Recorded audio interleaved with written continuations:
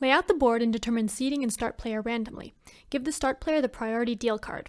The bank starts with $12,000. $2,400 from the bank is evenly distributed to the players at the beginning of the game.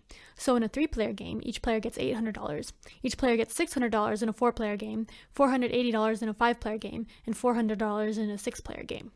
Stack each corporation's stock certificates in their initial offering area of the board, with the president's certificate on top.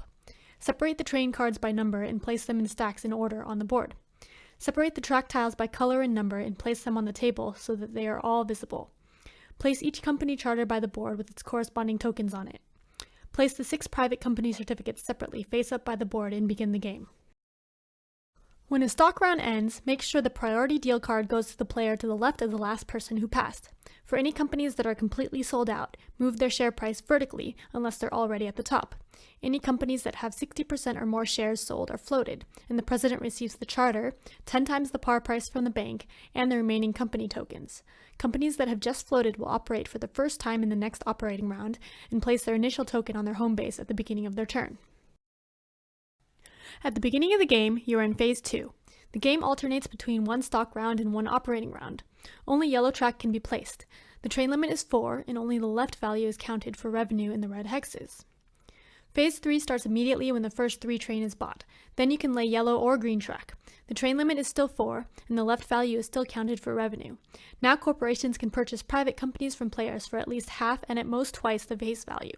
Starting after the next stock round, there are 2 operating rounds between each stock round. Phase 4 starts when the first 4 train is bought. All 2 trains rust and must be immediately removed from the game. Also, the train limit is now 3, so any corporation with more than 3 trains must discard to 3. Yellow or green track can still be laid. Corporations can still buy private companies. You still use the left value for revenue, and there are still 2 operating rounds between stock rounds. Phase 5 starts when the first 5 train is bought. All private companies immediately close and are removed from the game. The train limit is now 2, and you can now lay yellow, green, or brown track. Also, you use the right value for counting revenue now.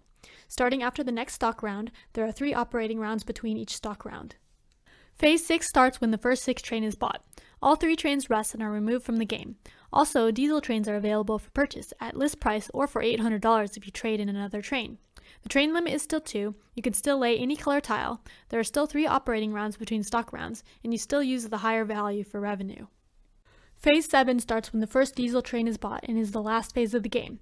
All 4 trains are removed from the game. Everything else is the same.